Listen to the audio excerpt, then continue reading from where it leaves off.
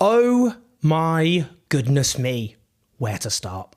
Just a bit of context first, actually. Now, racism and cheerleading for the state of Israel, let's put it this way, they often go together. It's important to say this because those who oppose the subjugation of the Palestinian people, the generations of ethnic cleansing, occupation, apartheid, siege, colonization, land theft, mass incarceration, torture, repeated mass slaughters, and indeed now genocide, we're often defamed as racist. This is an example of the world turned upside down by us being called racists, by actual raging, screaming racists.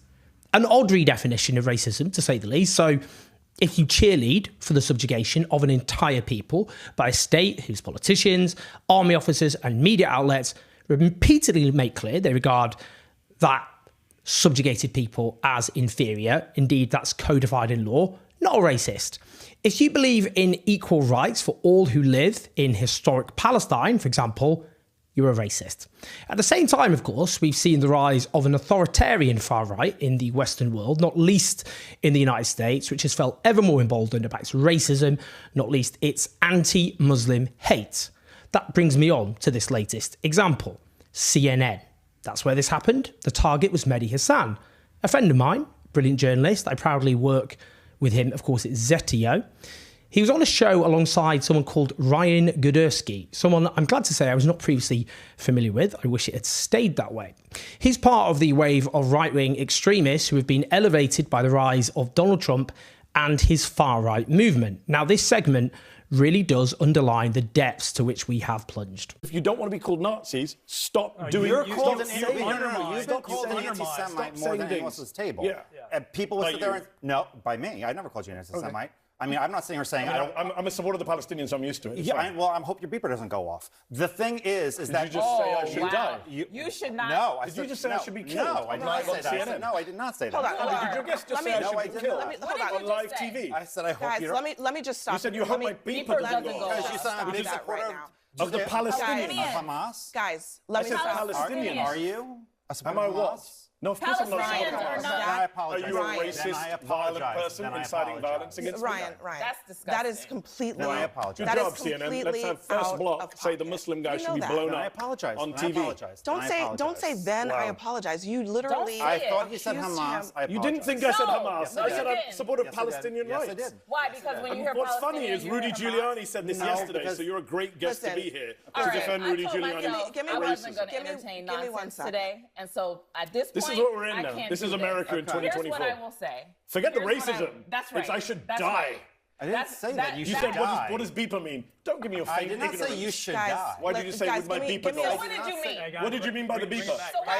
What did you mean by the beeper? No, you didn't. You said, I hope your beeper doesn't go off. Ryan, stop talking. At least have the guts to support your racist comment. Hang on. I'm so sorry. Let her bring it back. This is why yesterday's rally was disgusting. Don't call us Nazis, but I'm going to threaten the brown guy as a terrorist and kill him. Because I didn't ever say Donald Trump was Hitler. Man. But do you know who stood on a stage yesterday and said, I want to come to the Nazi rally? I don't have to make up words and call you something. You're saying it for yourself. And what you just said Kamala right here, apologize, but I will tell you, I don't accept that apology, and you didn't even say it to me. I didn't say it to you. That was disgusting. But I can be offended when you don't even say it to me. I'm not Puerto Rican, but I was offended by what he said yesterday. And I'm offended that the former president and potentially future president would allow it and go for 12 hours and not say, I don't care. Because you know what? When Kamala Harris put out statements about switching up opinions, it wasn't good enough for Republicans. Why are you looking at me? Because you said it. Why don't you take this back a little? What to say? Firstly, these people are not just odious and despicable, they're pathetic. We need to say that. This pond-life extremist clearly had that one ready to go, didn't he? That was probably the one line he practiced. He clearly revved himself up, probably practiced in front of a mirror, told his friends, knew he had one mission above all else, which was to go on that panel and shoehorn that racist bile into the discussion. He knew his target is, of course, a prominent Muslim commentator, and he intentionally brought up Israel's detonation of pages in Lebanon, described notably by a former CIA director as an act of terrorism. This killed large numbers, including, I would note, children, as well as mutilating many others and overwhelming Lebanon's healthcare system.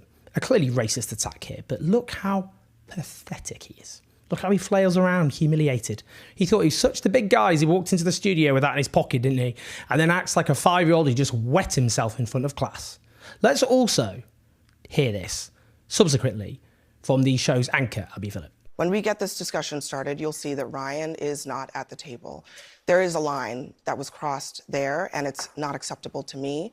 It's not acceptable to us at this network. We want discussion. We want people who disagree with each other to talk to each other. But when you cross the line of a complete lack of civility, that is not going to happen here on this show. So he was ejected from the panel. I think it was unfortunate it was framed there as simply a lack of civility. That was racism. CNN did subsequently issue a statement that there was zero room for racism or bigotry at CNN and declared that they wouldn't allow guests to be demeaned or the line of civility to be crossed, and announced Ryan Girdusky is banned from the network. Now, many have pointed out that this use of civility is problematic in other ways. Cable news allows guests to support genocide. That's treated as legitimate opinion. That's within the boundaries of civility.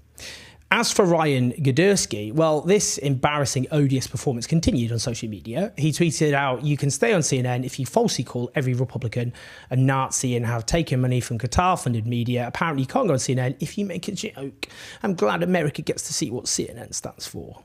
Child, honestly. Well, as the brilliant British commentator Ash Sarkar, also a friend of mine, keep name dropping, responded, which part was the joke? Insinuating a Muslim man is part of Hezbollah, panicking and apologising immediately, or trying to present yourself as a victim of cancel culture now? Well, it does really sum up the mentality of these people, doesn't it? You know, one moment they're the aggressor, then they're the victim. He can try acting the big guy when he's on camera as he desperately tries to portray fantasising about a brown Muslim man being killed or mutilated by an explosive device or some sort of joke.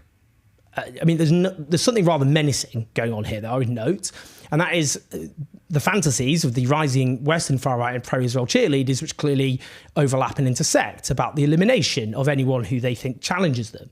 We can see that with Israel's mass slaughter of Palestinian journalists, the biggest massacre of journalists ever recorded. We can see it in the systematic attempt to drive anyone who opposes this genocide out of public life, threatening, deplatforming, sacking, often by those who spearheaded the cry of cancel culture. These are people with authoritarian impulses and have darker fantasies, I would say, about what should happen to their opponents, and we should take that seriously. Just as we should take seriously the role of today's Israel in the ascendant far-right movement of the West. I mean, that far-right movement looks at what in practice is a Western state, one founded, of course, in settler colonialism, as it expands at the expense of an indigenous population, many of them Muslim, but certainly not exclusively, but they certainly zone in on that. But it's this idea of, you know, the Western people who they treat as them, and the battleground is, you know, the front line, if you like, with them. So Israel is us, and the Palestinians are them.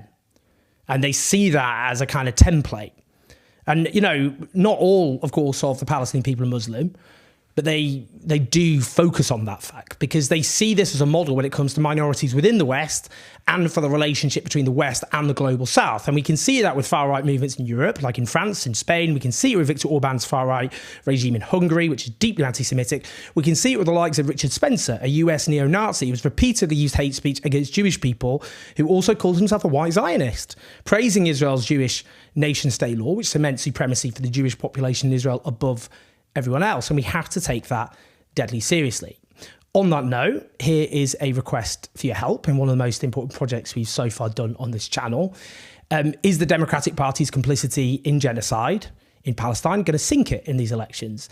Is Donald Trump going to succeed in creating some sort of far-right authoritarian regime? Now, I'm off to the United States imminently to travel around the country and film videos in different states like Michigan, Pennsylvania, North Carolina, Wisconsin, each day in the run-up to the election to talk to voters, to politicians, to important public figures.